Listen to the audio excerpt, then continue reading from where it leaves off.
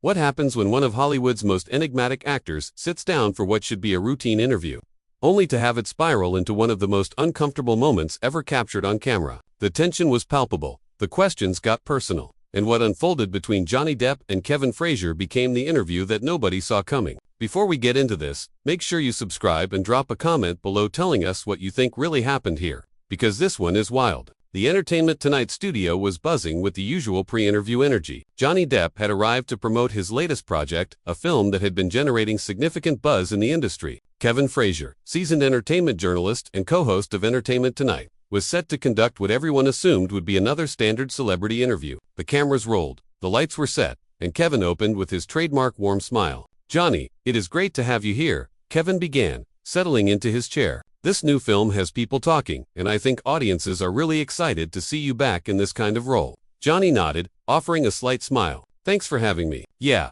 it has been an interesting journey with this one. The character really spoke to me in ways I did not expect." "Let's talk about that," Kevin continued, leaning forward slightly. "Your character in this film is dealing with some pretty heavy themes: redemption, second chances, rebuilding trust. Does any of that resonate with you personally?" There was a pause. Johnny's expression shifted almost imperceptibly, his jaw tightening just a fraction. "Well, I think any actor worth their salt finds pieces of themselves in the roles they play. That is kind of the job, right?" Kevin smiled, but there was something in his eyes that suggested he was not quite satisfied with that answer. "Sure, absolutely. But I think audiences are curious. Johnny, you have been through a lot in recent years, very publicly. When you read a script like this one, about a man trying to rebuild his life after everything fell apart, do you see parallels?" "I see a character," Johnny replied, his tone measured but cooling slightly. "I see a story that deserves to be told. I think sometimes we look for connections that are not necessarily there." "Fair enough," Kevin said, nodding. "But you cannot deny that your own experiences have shaped who you are as an artist. I mean, some of your most powerful performances have come during turbulent times in your life. Would you say that is coincidence, or is there something about struggle that fuels great art?" Johnny shifted in his seat. "Kevin, I appreciate the question, but I am here to talk about the film. The work speaks for itself." "And it does," Kevin agreed quickly, "but the work does not exist in a vacuum. You are Johnny Depp. People care about your journey. They have followed your career for decades, through the highs and the lows. Is it really that unreasonable for them to wonder how your personal experiences inform your choices?" "It is not unreasonable," Johnny said, his voice carefully controlled, "but it is also not particularly relevant to this conversation. We are here to discuss a film, a piece of art that a lot of talented people worked incredibly hard on. I would prefer to keep the focus there." Kevin paused, studying Johnny for a moment. The atmosphere had shifted. What started as a friendly exchange was developing an edge. "I hear you, and we will definitely get deeper into the film. But I think it is important to acknowledge that you are not just any actor promoting any movie. You are someone who has been at the center of some of the most intense media scrutiny in recent memory. Your fans want to know that you are okay, that you are in a good place. Can you at least speak to that?" Johnny's eyes narrowed slightly. "My fans, the real ones, do not need me to perform my personal life for them. They support the work. They understand the difference between an actor and a tabloid headline." "Sure, but Johnny, come on," Kevin pressed, his tone still friendly but persistent. "We live in a world where the personal and the professional are intertwined. Your story, everything you have been through, it matters to people. It is part of what makes you compelling. Do you really think you can just separate the two completely?" "I do not think I can," Johnny said flatly. "I know I can. And frankly, Kevin, I am a little surprised that you are pushing this angle. I thought we were going to have a conversation about craft, about storytelling, about the incredible ensemble cast I got to work with. Instead, it feels like you are trying to turn this into something else." Kevin held up his hands in a placating gesture. "I am not trying to ambush you here, Johnny. I promise you that. But I would be doing my audience a disservice if I did not ask the questions they want answered. People are curious. They care about you. Then they can care about the work." Johnny shot back, his patience visibly thinning. "They can care about the story we are trying to tell. What they do not need is for me to sit here and dissect my personal life like it is some kind of public performance. I have done that enough. Thanks." The tension in the room was now unmistakable. Kevin shifted his approach, softening his tone. "Okay, I respect that. Let's talk about the film itself then. Your character makes some controversial choices throughout the story. He lies to people he cares about. He manipulates situations to his advantage, all in the name of what he believes is a greater good. How did you approach playing someone that morally complex?" Johnny seemed to relax slightly, appreciating the pivot. "That is a great question. I think the key was understanding that he does not see himself as a villain. In his mind, everything he does is justified. He has been hurt, deeply, and he is operating from a place of survival. That does not excuse his actions, but it explains them. As an actor, you cannot judge your character. You have to find their truth, even if it is ugly. Interesting, Kevin said, nodding thoughtfully. So you found empathy for someone who does terrible things because you understood his pain. That is powerful. And again, I cannot help but wonder if there is something personal in that approach. Have you had to find empathy for yourself, for choices you made during difficult times? And just like that, the momentary détente evaporated. Johnny's expression hardened immediately. You just cannot help yourself, can you? He said, his voice low but sharp. I give you an answer about the craft, about the process of building a character, and you twist it back into some pop psychology analysis of my life. That is not journalism, Kevin. That is gossip with a nicer set. Kevin's eyebrows raised. That is a pretty harsh assessment, Johnny. I am asking questions that connect your work to your experience as a human being. That is what good interviews do. They find the intersection between art and life. No, Johnny interrupted, leaning forward now, his posture shifting from relaxed to confrontational. Good interviews respect boundaries. Good interviews understand when someone is clearly, repeatedly, telling you that a line exists and you need to stop crossing it. What you are doing right now is ignoring every signal I am giving you, because you think you are entitled to whatever answers you want. Kevin's professional demeanor flickered for just a moment, a flash of defensiveness crossing his face. I am doing my job, Johnny. My job is to ask questions that matter to the audience. If that makes you uncomfortable, I am sorry. But that does not make the questions invalid. Your job, Johnny said, his voice rising slightly, is supposed to be talking about film, about entertainment, about the actual substance of what brings people to theaters. Your job is not to play therapist or to mine someone's personal trauma for ratings. And if you cannot see the difference, then maybe we have a fundamental disagreement about what journalism is supposed to be. The crew behind the cameras exchanged glances. This was not the direction anyone had anticipated. Kevin took a breath, clearly trying to regain control of the situation. Look, I think we are getting off track here. I did not mean to upset you. Then stop asking questions designed to upset me, Johnny countered immediately. Stop framing everything through the lens of my personal struggles. Stop pretending that this is about the audience caring, when really it is about you getting a moment. Getting a clip that goes viral, getting Johnny Depp to crack on camera. I have been around long enough to know exactly what this is. Kevin's expression tightened. That is not fair, and you know it. I have interviewed hundreds of people, and I have always treated them with respect. But respect goes both ways. Johnny, you agreed to do this interview. You knew questions about your career, your life, your choices would be part of the conversation. You do not get to show up and then act offended when the conversation goes beyond surface level. Surface level. Johnny laughed, but there was no humor in it. You think asking someone to perform their pain on camera is going beyond surface level. That is not depth, Kevin. That is exploitation. Depp would be asking me about the 6 months I spent researching this character, about the dialect coach I worked with, about the improvisation techniques we used on set. But you have not asked any of that, have you? Because that requires actual preparation, actual interest in the craft.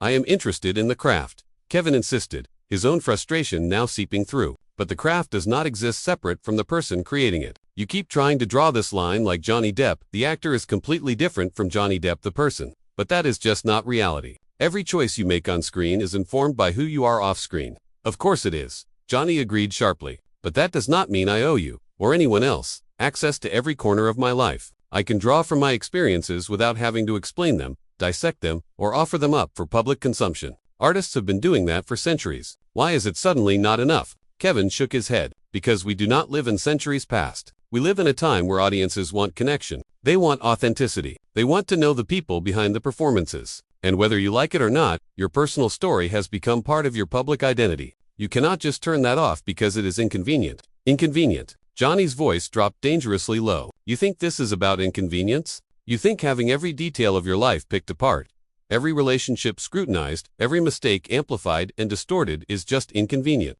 You have no idea what you are talking about.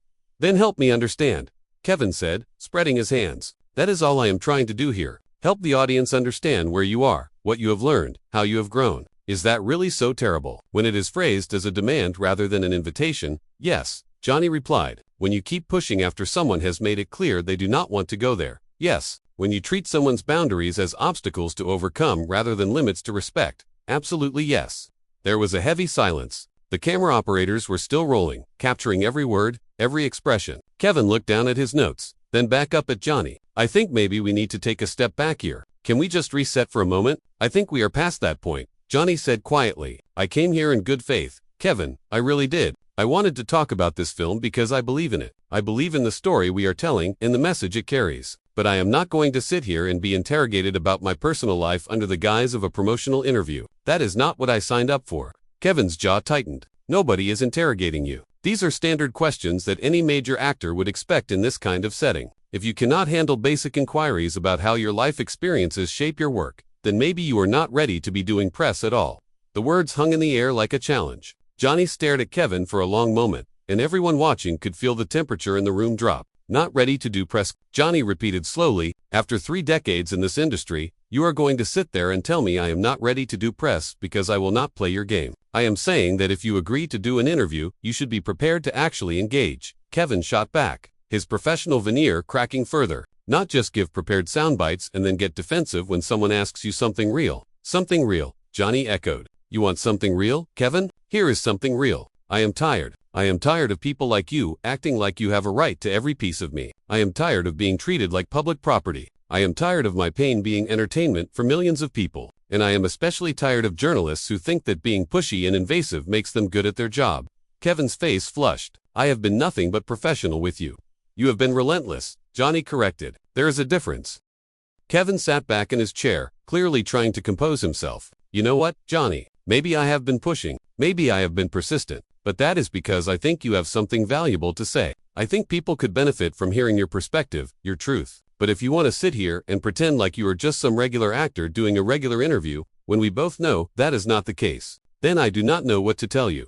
You do not need to tell me anything, Johnny replied, his voice steely. You need to listen. That is the part you keep missing. I have been telling you, clearly and repeatedly, where the boundaries are. And you keep deciding that your agenda is more important than my comfort, my privacy, my explicitly stated wishes. That is not persistence, Kevin, that is disrespect. Disrespect. Kevin leaned forward again, his own frustration now fully visible. I have treated you with nothing but respect since you walked in here. I welcomed you. I complimented your work. I asked thoughtful questions. Just because you do not like the questions does not mean they are disrespectful. You complimented my work for about 30 seconds before you started trying to psychoanalyze me, Johnny countered. Every question has been a trap, a way to circle back to the same topics I have made clear are off limits. That is not thoughtful. That is calculated. And yes, it is disrespectful.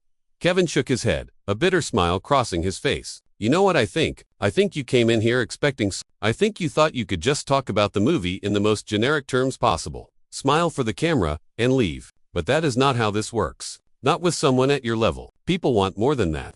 People want what you tell them to want, Johnny said sharply. You create this culture where celebrities are supposed to bare their souls on command, and then you act shocked when some of us push back. You have turned personal struggle into content, and you expect us to be grateful for the platform. It is sick, Kevin. The whole system is sick. That is rich coming from someone who has made millions from that system, Kevin fired back. You have benefited from media attention your entire career. You have used it to promote your films, to build your brand, to maintain your status. But now, when it is inconvenient, suddenly the system is broken. You cannot have it both ways. Johnny's eyes flashed. You are absolutely right. I have benefited from this system. I have also been destroyed by it. I have watched it take pieces of my life and twist them into narratives that serve everyone except me. So yeah, maybe I am having it both ways. Maybe I am learning, finally, that I get to decide what I share and what I keep for myself. That is called growth, Kevin. That is called establishing healthy boundaries. Healthy boundaries, Kevin repeated, shaking his head. Is that what your publicist told you to say? Because it sounds like something from a self-help book, not a genuine response. The jab landed, Johnny went very still, and when he spoke again, his voice was dangerously quiet. That is low, even for you. You do not get to dismiss my boundaries as scripted or fake just because they are inconvenient for your interview. This is exactly what I am talking about. You think you can say whatever you want, push however hard you want, and if I object, suddenly I am the problem. I am being difficult. I am not playing the game right. You are being difficult, Kevin said bluntly. I am sorry if that is hard to hear, but it is true. This could have been a great conversation. We could have talked about your resilience, your creativity, your ability to keep working despite everything. But instead, you have turned it into a confrontation because I dared to ask you real questions. Real questions. Johnny laughed harshly. You keep using that phrase like it justifies everything. A real question is not automatically a valid question. Kevin, a real question can still be invasive. It can still be manipulative. It can still cross a line. And your questions have been crossing lines from the moment this started. Kevin's expression hardened. Then maybe you should not have agreed to do this interview. If you cannot handle questions about your life and career without getting defensive, maybe you need to reconsider whether you are ready to be back in the spotlight. Or maybe, Johnny said, his voice rising, journalists like you need to reconsider what their actual job is. Your job is not to be my therapist. It is not to force confessions or emotional breakdowns. Your job is to have a conversation, to facilitate dialogue, to create a space where your guest feels comfortable sharing what they want to share. But you have done none of that. Instead, you have been aggressive, pushy, and dismissive of every boundary I have tried to set. I have been doing my job, Kevin insisted, his voice also rising now. And if that makes you uncomfortable, then maybe that is something you need to work through. Because this is what interviews are. This is what the press is. And if you cannot handle it, then you are in the wrong business. Johnny stood up abruptly, the microphone pack on his belt causing the audio to crackle. Do not tell me what business I should be in. I have been doing this since before you had a talk show. Kevy, I know what a good interview looks like, and I know what an ambush looks like. This is the latter. Kevin remained seated, but his body language was rigid. Sit down, Johnny. We are not done here. Yes, we are, Johnny said firmly. We have been done for the last 10 minutes. I was just trying to be professional enough to see it through. But you know what? I do not owe you that. I do not owe you my discomfort. I do not owe you my trauma packaged up in neat sound bites for your audience. So you are just going to walk out? Kevin asked, disbelief and anger mixing in his voice. That is your solution. Just leave when things get tough. Things are not tough, Johnny corrected. Things are disrespectful. There is a difference. I can handle tough questions. I cannot handle being disrespected in the guise of tough questions. And I will not sit here and pretend otherwise just to make this easier for you. Kevin stood up now too, facing Johnny across the interview space. You are making a mistake. You are going to regret walking out of this interview. The only thing I regret, Johnny said evenly, is not walking out sooner. I gave you chance after chance to course correct, to actually listen to what I was saying, but you were too focused on getting your moment to notice that you were losing the interview entirely. I was not losing anything until you decided to throw a tantrum. Kevin shot back. A tantrum, Johnny repeated, his voice cold. That is what you are calling this. Me standing up for myself, me refusing to be bullied into sharing things I do not want to share. That is a tantrum to you. That says everything I need to know about how you view this dynamic. You think I am supposed to just sit there and take it. You think my discomfort is the price of admission? I think your defensiveness is revealing. Kevin said, I think the fact that you are this upset over standard interview questions tells its own story. Johnny took a step toward the edge of the set. Think whatever you want. Kevin, write whatever narrative makes you feel like you were in the right here. But we both know what happened. You pushed too hard. You ignored clear boundaries. And now you are dealing with the consequences. Consequences, Kevin said, his voice dripping with skepticism. You mean me having to explain to my producers why one of our biggest interviews of the month fell apart? You mean the story becoming about you walking out instead of about your film? Those consequences. I mean the consequence of you learning, hopefully, that not everyone is going to tolerate being treated this way. Johnny replied, I mean the consequence of your audience seeing exactly what happens when someone tries to maintain their dignity in the face of relentless boundary violations. You wanted a real moment, Kevin. Congratulations. You got one? Just not the one you were hoping for. Kevin's face was flushed now, a mixture of anger and embarrassment. This is unbelievable. I have interviewed some of the biggest names in Hollywood, and I have never had someone act like this. Never. Maybe that is because everyone else was too afraid to push back, Johnny said. Maybe they were worried about the fallout, about being labeled difficult, about hurting their careers. Or maybe, just maybe, you have never pushed someone this hard before. Either way, I am not interested in being part of whatever point you are trying to prove here. I am not trying to prove a point, Kevin protested. I am trying to have a conversation. No, Johnny said firmly, shaking his head. You are trying to win something. I do not know if it is ratings, or credibility, or just the satisfaction of getting me to break down on camera. But it is not about conversation. It has not been about conversation since the third question. It has been about you trying to extract something from me that I have clearly said I am not willing to give. Kevin threw his hands up in frustration. So what was I supposed to do? Just let you talk about the movie in vague terms and call it a day? Ask you what your favorite color is? Come on, Johnny. You are a serious actor. I treated you like one. Treating me like a serious actor means respecting my craft, respecting my process, and respecting me as a person, Johnny countered. It does not mean treating me like a subject to be interrogated. There is a way to ask meaningful questions without being invasive. There is a way to go deep without being cruel. You chose not to do that.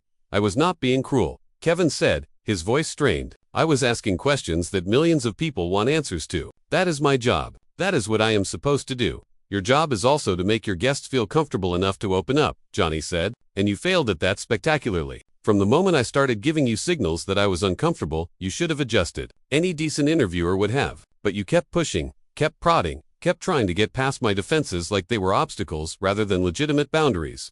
Kevin was silent for a moment, his jaw working. When he spoke again, his voice was tight. So, that is it. You are just going to leave. And I am supposed to what? Apologize. Tell the audience that Johnny Depp was too sensitive to handle a real interview. You can tell them whatever you want, Johnny said, his voice weary now. You can spin this however makes you feel better. But the tape does not lie. Kevin, everyone watching is going to see exactly what happened here. They are going to see you pushing and me resisting. They are going to see the moment this stopped being an interview and started being an interrogation. And they are going to draw their own conclusions. The tape is also going to show you refusing to answer reasonable questions and then storming off set. Kevin shot back. That is what they are going to see. That is the story. If that is the story you want to tell, go ahead, Johnny said quietly. But we both know there is more to it than that. We both know that you crossed lines that should not have been crossed. And we both know that this did not have to go this way. You made choices, Kevin. I made choices. And here we are. The two men stood there, the space between them feeling vast, despite the physical proximity. The crew around them had gone completely silent, still capturing every word but clearly uncomfortable with the situation. Kevin looked like he wanted to say something else, but whatever it was, he kept it to himself. Johnny reached for his microphone pack, unclipping it from his belt. He set it down on the arm of the chair he had been sitting in moments before. The gesture was final, unmistakable. I hope your film does well, Kevin said suddenly, his voice softer but still edged with tension. I really do. Despite all this, I hope people go see it. Johnny looked at him for a long moment. I appreciate that. And for what it is worth, I hope you think about this. I hope you think about how this went and why. Not for my sake, but for the next person who sits in that chair and tries to tell you where their boundaries are. I will, Kevin said, though his tone suggested he was not entirely sincere. I will think about it. Good, Johnny said simply. He turned toward the exit, then paused and looked back. You know, Kevin, I actually used to respect your work. I thought you were one of the good ones. Someone who understood that celebrities are still people, that we still deserve basic human decency. I guess I was wrong about that. The words hung in the air, more cutting than any of the anger that had come before. Kevin opened his mouth, closed it, then opened it again. That is not fair.